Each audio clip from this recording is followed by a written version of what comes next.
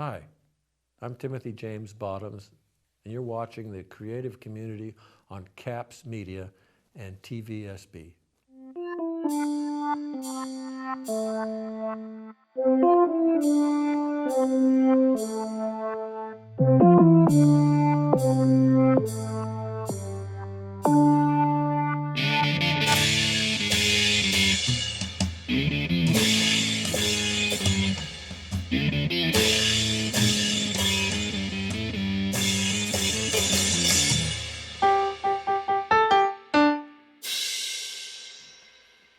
Welcome to the Creative Community.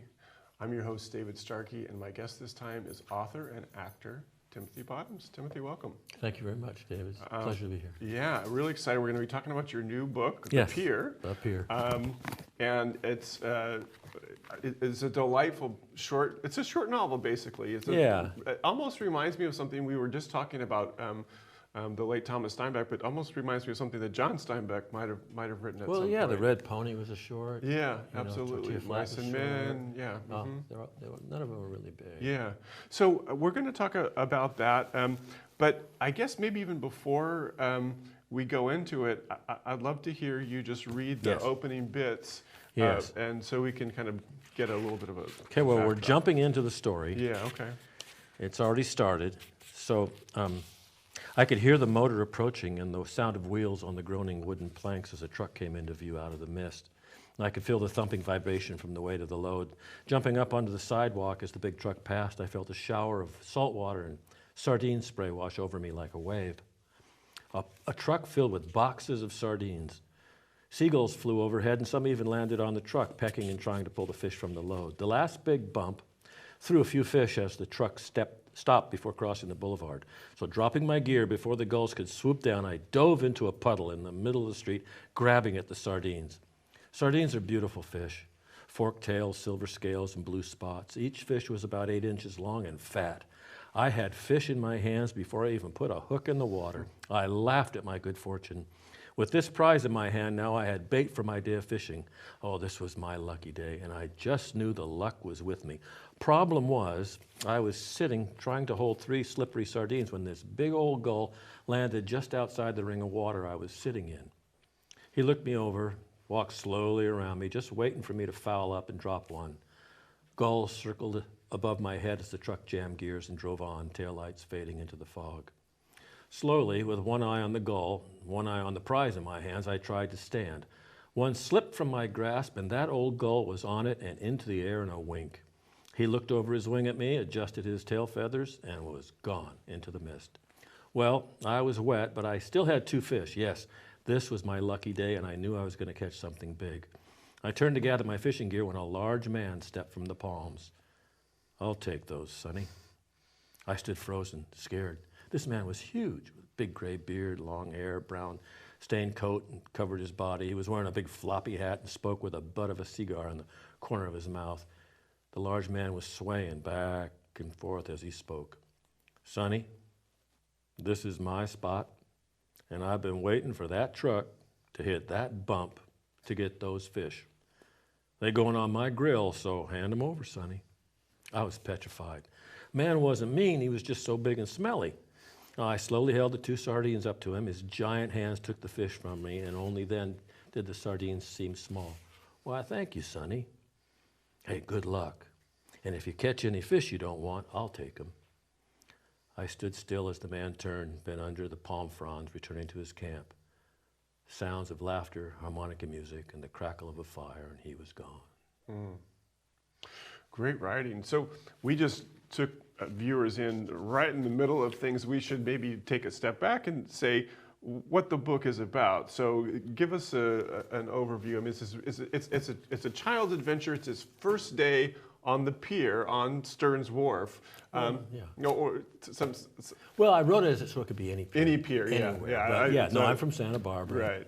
I recognized a lot of little but it's a pier in Central California. Yeah, an old California coastal town, Right. 1959. Right. I was 8 years old. My mom gave me permission to spend the day alone fishing on the pier. Right. And so what I did was And this is a true story you're saying right now. Oh yeah, yeah. Well, it's all based on truth Right. and my imagination. Right, yeah. So I took all of my fishing experiences on Stearns Wharf from when I was, well, younger than that, my first with my grandpa, and then till I was about 13, till Jose was killed, and then I didn't go there anymore. By then I was out going to Santa Cruz Island Right. and fishing all over the place.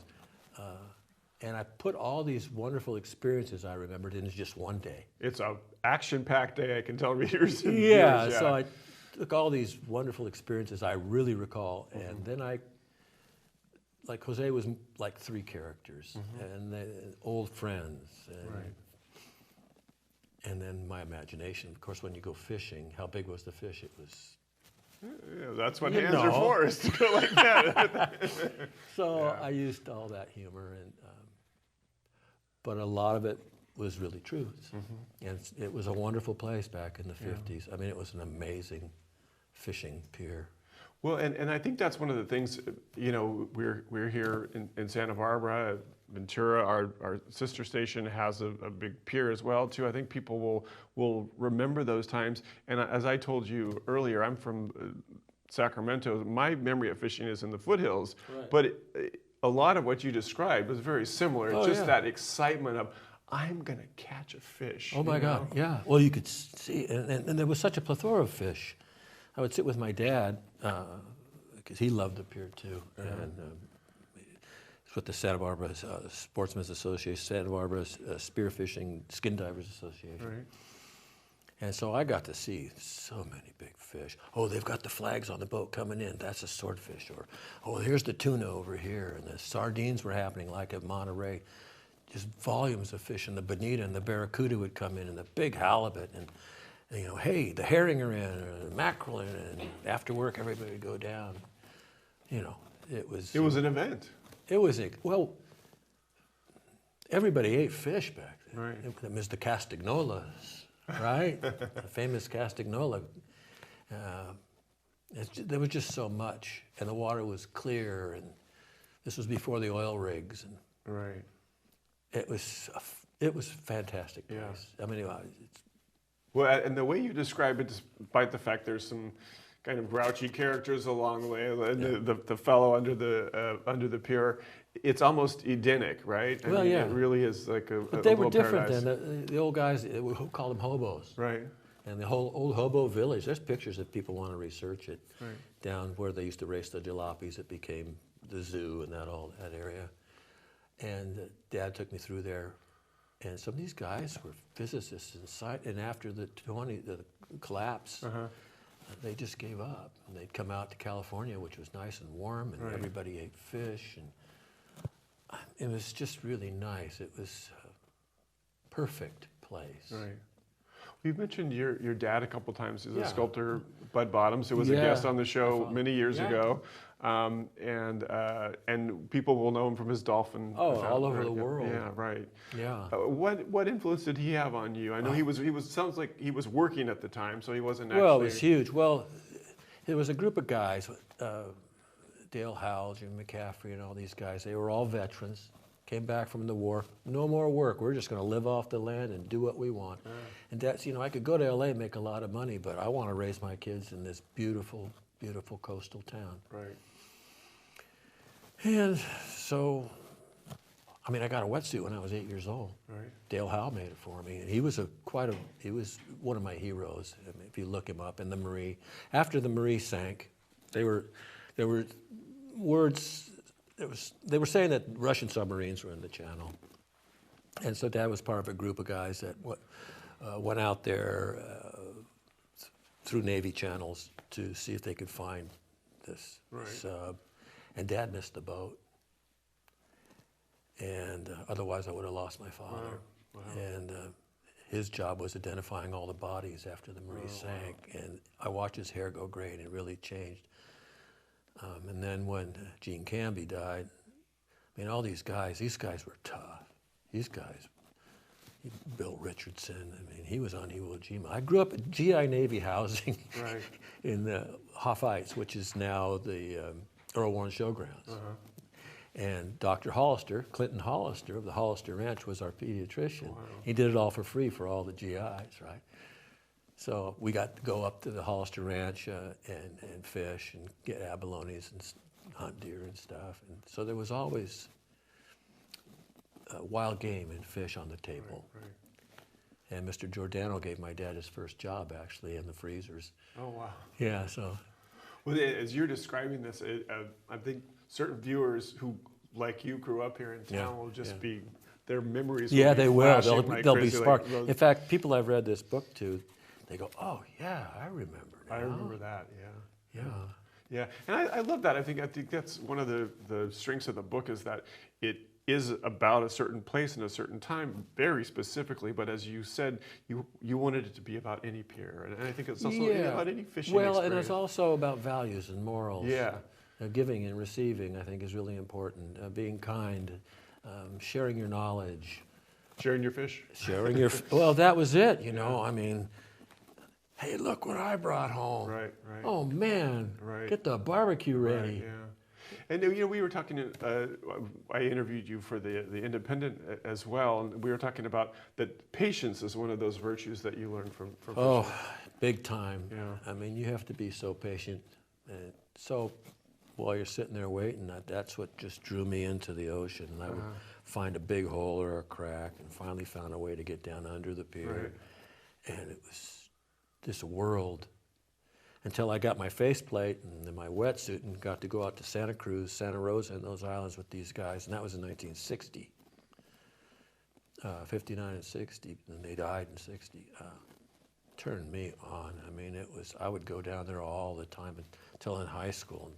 And, Yeah. you know, wonderful, wonderful world. Kelp forests of Santa Barbara were some of the most amazing forests I've ever been in. Let me move from there, Sure. and I'm going to push you out of Santa Barbara into Hollywood. Oh, well, I wasn't the greatest student, and I loved theater, and I ran away to the circus, and it was a circus. I mean, it was so different then, and then my first experience was auditioning for a television show called High Chaparral, Right. and they had this half-breed Indian Western guy, and I did Lynn Stallmaster, who was a big casting director, said you need film to take around. So they did a screen test on film, big film, with Cameron Mitchell. Right. And I could jump up on a horse with a rifle, which I grew up doing here in San Ynez, because I got to ride all these ranches, hunt all these ranches.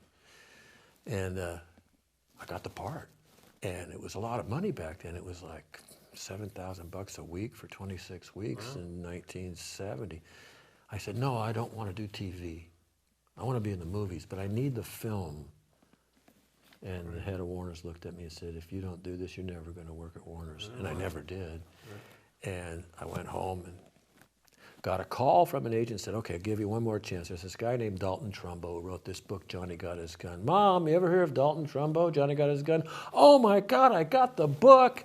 He's amazing. He's a famous.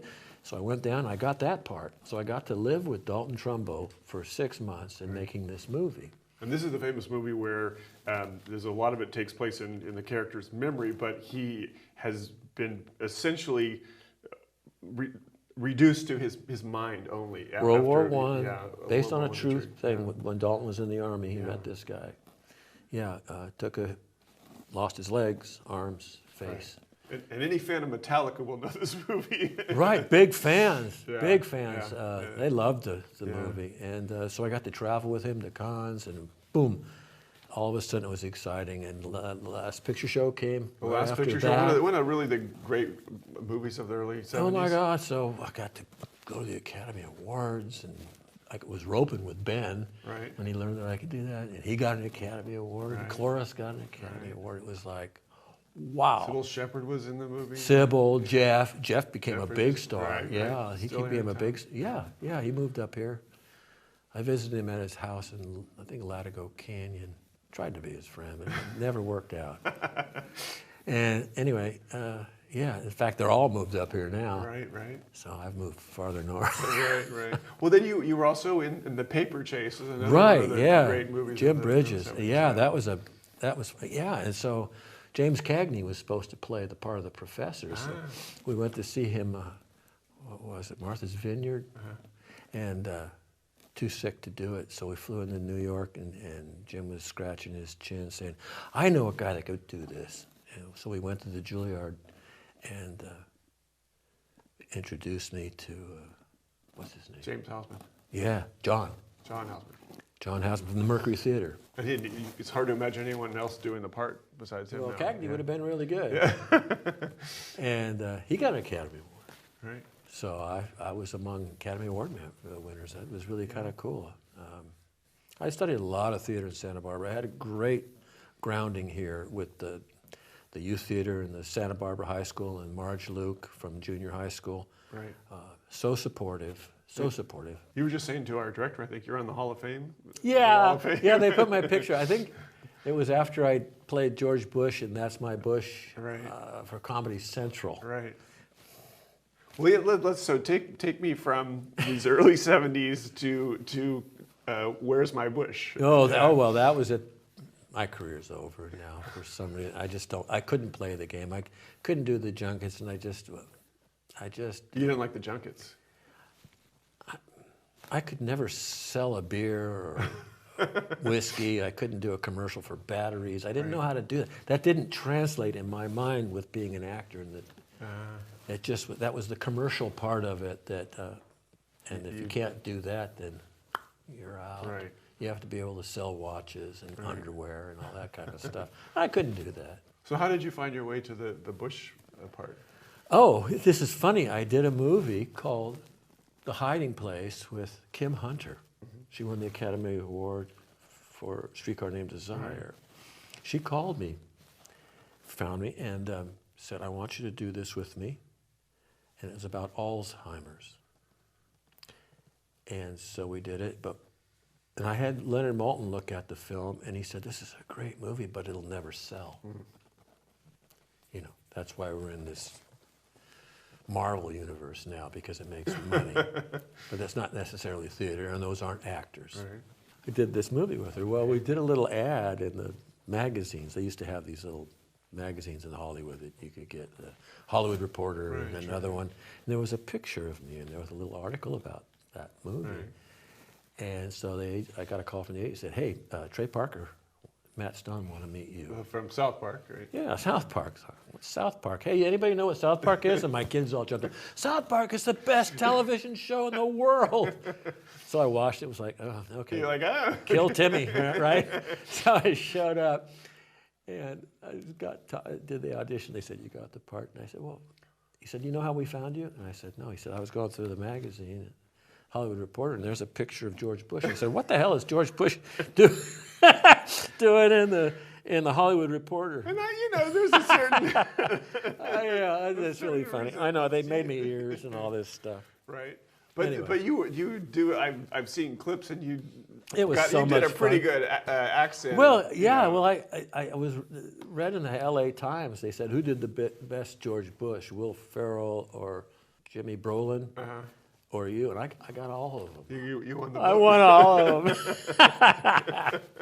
Oh God. So after that, what did you decide to do next?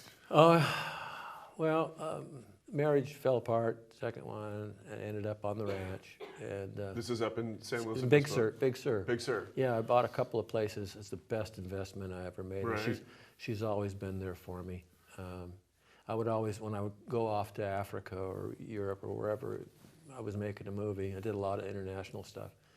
I'd always come back there to sleep and to rest up, because there was a reality there that I loved. Right. I always loved the old ranches all over San Well, Luis. they're gorgeous, aren't they? Yeah. I just loved the old ranches and the people who lived on them.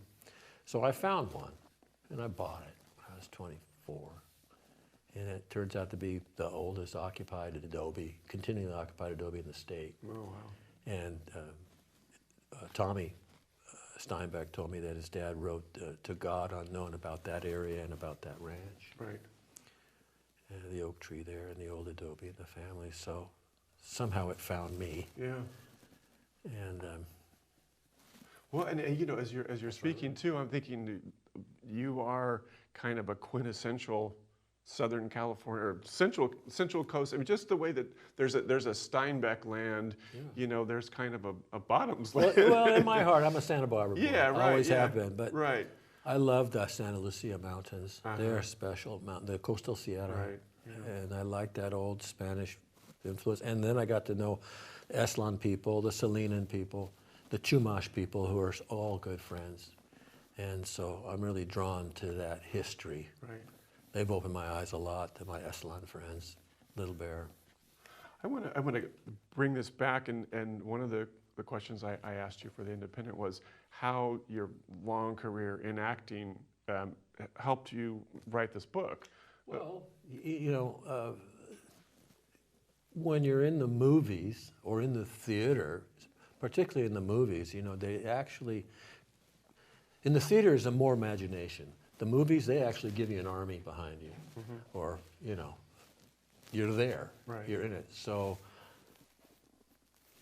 that really lent itself to writing, especially working with Jim Bridges, Dalton Trumbo. These guys wrote their own scripts. So the imagination, in fact, Dalton said that being a screenwriter, that's the best there is in Hollywood, because you are creating the story for all of these people. So that always fascinated me, and I really liked that, and being able to write what's in my mind. Right. Well, did you see this initially as a screenplay, as a film? Yes, I did. Yeah. So when after Gail sent me up to Vancouver to have Maureen do it, she said, I'm going to have to. Now, who is Maureen? Maureen is the editor that helped me. Okay.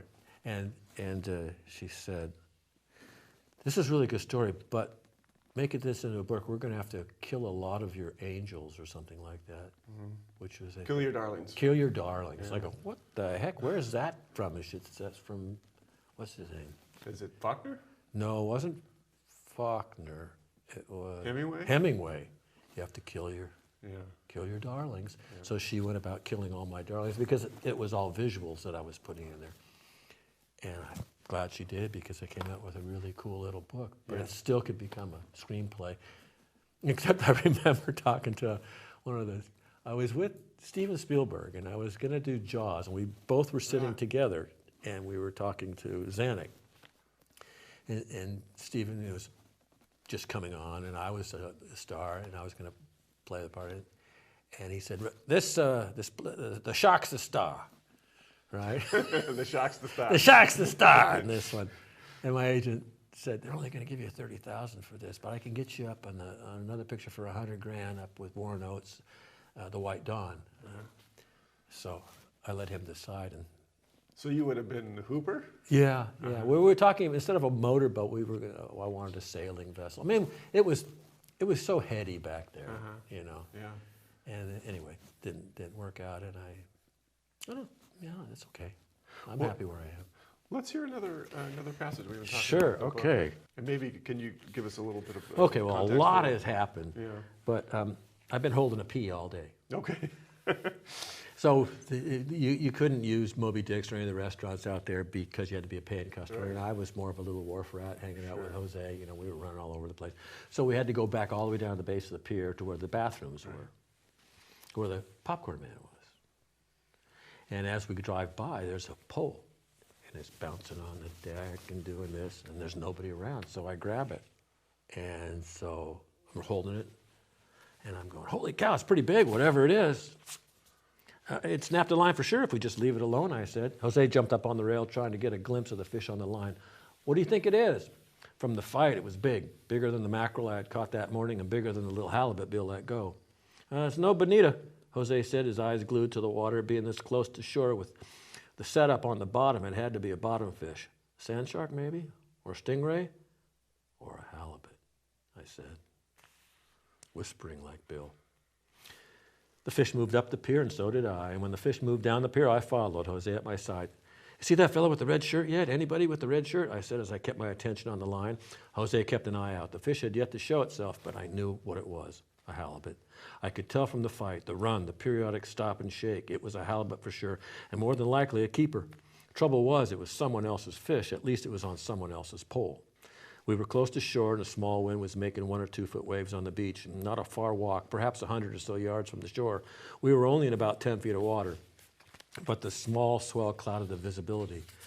The fish made a run. I started to tighten the drag, reeling in. The shape came to the surface. "It's a halibut!" Jose yelled with excitement. The fish glided to the surface, trying to dislodge the hook on the edge of its lip by opening its mouth and shaking its head from side to side. As it came to the surface, it smacked its tail, leaving only the splash as it quickly disappeared to the bottom, to the safety of the sand. Oh, I was lucky that time. I remember Bill saying that was a sure way to lose a halibut, because once on the surface, a flatty had enough power to slapping its tail to jerk the hook out of its mouth, snap the line. So we slowly walked 100 or so yards down the pier, keeping the fish from going under the wharf, getting wrapped up on a piling, or cutting the line on the mussels. Soon we were over small waves, still nobody with a red shirt. I was thinking what I'd say and then politely hand the pole over to the owner, but secretly, I was hoping he wouldn't show, at least not until we landed the flatty. The fish sensed the shore and made a run for the open ocean, but it was tiring. It was about a 10-foot drop to the sand from the pier. "Jose, hold the pole. I'm going to jump down, then you hand it to me." With that, I crawled over the edge and hung for a while.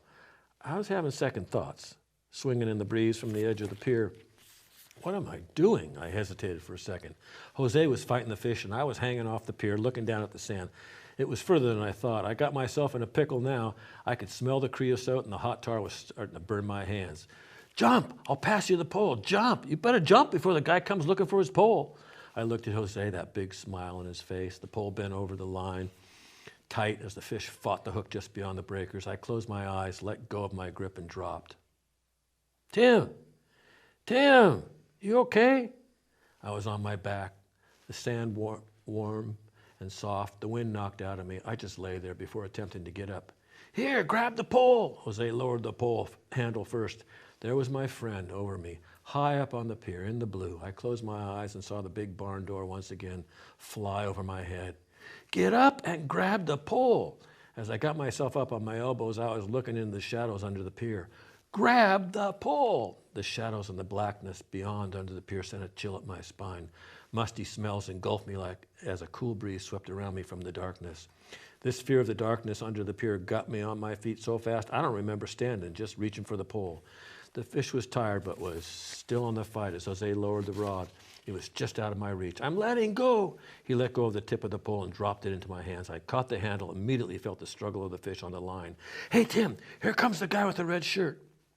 The fellow had been in the public restroom and was slowly walking up the street, about to enter the pier. He was in no hurry as he slowly made his way up the boards to his spot. I started to reel, and before I knew it, Jose had made the jump, was at my side. We headed to the shore, and the fish was just beyond the waves. "Hey, what you got there, Sonny?" He glanced up, and quickly our attention went back to the fish. The man's speech was slurred. "I said, what you got there, Sonny?" It was the man in the red shirt. I was too busy fighting the fish to answer, and besides, I was holding his pole, which I thought he would recognize any minute and attempt to land his fish, so I was scared. Jose just ignored him too. I was glad Jose was with me. I don't think I would have done it alone, but maybe after all that had happened that day, when I think back, maybe I would have. The man grumbled, sauntered on, tipping and swaying. "Borracho," Jose whispered in my ear. "What?" I said. "He's drunk." We just ignored him as he kept strolling past us to his spot. "He didn't recognize his pole, but as soon as he finds out where it is, he'll be back," Jose whispered. The fish fought hard, and we found ourselves slowly getting wet. Soon we were up to our knees in the waves as the fish got closer to the shore. There it was, a nice, legal halibut moving gracefully through the foam. Waves splashed up to our waist. The pole bent over. The fish ran. I tightened the drag, reeling and pulling back on the rod. The halibut coming closer and closer. I started backing out of the small waves, and soon I was out. Riding a small wave in like a surfer, the halibut was left on the wet sand as the wash receded. Jose jumped onto the fish and lay down on it, pinning it to the sand, the tail flapping and knocking sand in his face. Soon Jose was covered in sand and slime and laughing the whole time. "Hey, that's my pole, damn it to hell!" The drunk fisherman was stumbling back down the pier, stopping just above us. "And that's my damn fish, damn it to hell!" He was leaning over the rail, looking down at us, yelling and cursing. When I heard this, I literally scared the piss out of me. But I was so wet, no one, not even Jose, could tell that I was relieving myself in my pants. This made me laugh and shake with the fear at the same time. A wave swept in, covering the halibut and Jose, but he hung on to the fish. We're both soaking wet, but we had the fish. The old drunk man stumbled down the pier to the street. Then he attempted to hop over the wall, falling and landing on his head in the sand. He was having a very difficult time making his way through the sand to get to us. "We're just helping you, mister," yelled Jose. "You just wait there. You just wait there. Damn it, to hell." The fish was hooked on the lip. It was about 24 inches long and about 5 pounds. "Nice fish," I said. Jose and I were both on our knees in the wet sand staring at the beautiful creature. "Damn it, to hell," we heard the man above the sound of the waves slowly making his way across the sand to the shoreline.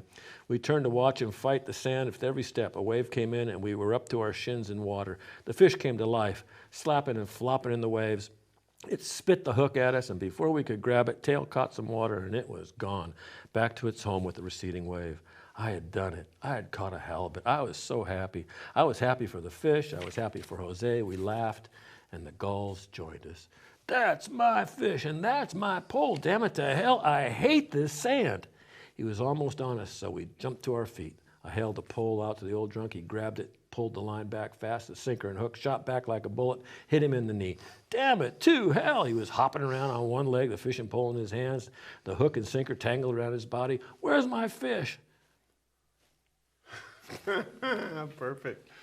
Well, we have come to the end of our time, so I want to thank you, Timothy Oh, thank you Bottoms, so for much. reading from the pier. Well, it's and Timothy James Timothy Bottoms, James because my name in the movies was Timothy Bottoms, and I want people to This know. is your author name? Yes. Okay. It's after my dad. Timothy James Bottoms. It's been a real pleasure. Thank you very much for this opportunity.